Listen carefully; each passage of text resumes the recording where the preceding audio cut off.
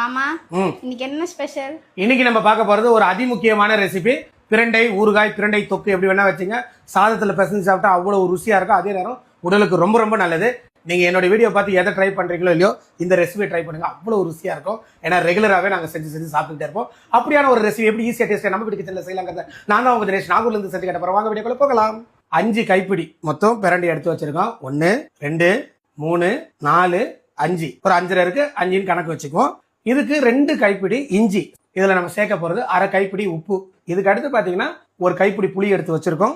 இந்த புளியை விதை கோது இதெல்லாம் இல்லாம கிளீன் பண்ணிட்டு சும்மா லைட்டா முங்குற மாதிரி தண்ணியில 10 நிமிஷம் ஊற வைங்க. அதை எடுத்து அப்படியே போட்டு அரைச்சிக்கலாம்.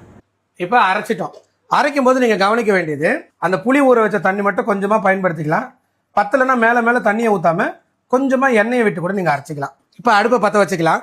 கொஞ்சம் நல்லெண்ணெய் விட்டுக்கலாம். கொஞ்சம் தாராளமா கடுகு சிம்ல வச்சுங்க. கடுகு பொரியும் போது 10 கிராம் தனி மிளகாத்தூள். ரொம்ப நேரம் விடக்கூடாது. உடனடியாக கொஞ்சம் கொஞ்சமாக அரைச்ச பேஸ்ட்டை சேர்த்துருங்க. அப்போ தான் கலர் நல்லா வரும்.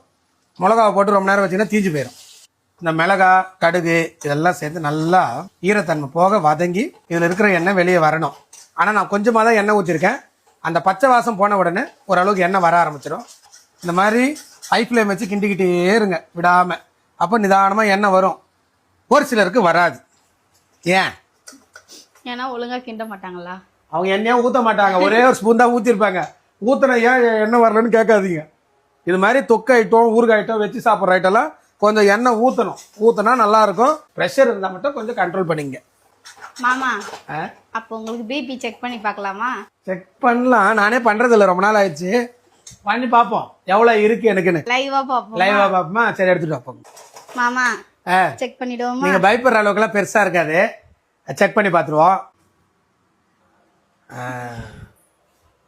இதுக்கப்புறம் ஒன்றும் பண்ணக்கூடாதோ, அது ப்ரெஷர் ஏறுது. அது இது டைட் ஆகுது. நீங்க எவ்வளவு காட்டுன்னு நினைக்கிறீங்க? எனக்கு நான் ஒரு 135 136 அந்த ரேஞ்சில் காட்டும். அவ்வளோதான். மாத்திரை போடுறது இல்லை, பட் மெயின்டைன் பண்றேன். வாங்க. நீங்க சொன்ன மாதிரி 130. ஏன்னா அதுக்கு மேலே போச்சுன்னா எனக்கு சுத்துறது நல்லா தெரியும். இப்போ எண்ணெய் லேசாக பிரிஞ்சு வந்திருக்கு. இதுவே நான் சாப்பிட்றதா தான் இன்னும் கொஞ்சம் ஊற்றுவேன். இது எங்கள் அம்மா சாப்பிட போகிறாங்க. அவங்க இன்னும் பயப்படுவாங்க, எண்ணெல்லாம் வேணாப்பா அப்படின்பாங்க. ஸோ இதுவே நல்லாயிருக்கும். நான் சோறில் பிசைஞ்சு சாப்பிட்டு கட்ட போகிறேன். உங்களுக்கு இவ்வளோ சோறுக்கு இவ்வளோ போதும். இன்னைக்கு செஞ்சால் உடனே சாப்பிடக்கூடாது. ஒரு நாள் ஃபுல்லாக அதுக்கு ரெஸ்ட் விட்டுட்டு அப்புறம் சாப்பிட்ணும். நான் உங்களுக்கு சாப்பிட்டு காட்டணுமேன்னு சாப்பிட்டு காட்டுறேன். இந்த மாதிரி தான் பிசைஞ்சிக்கணும். தேவைப்பட்டால் தொக்கு போட்டுக்கலாம். சூப்பராக இருக்கு. கண்டிப்பாக எல்லாரும் ட்ரை பண்ணிட்டு எப்படி வந்துச்சுன்னு கமெண்ட் பண்ணுங்கள். தேங்க்யூ ஸோ மச் ஃபார் வாட்சிங். நெக்ஸ்ட் வீடியோவில் பார்க்கலாம். பை.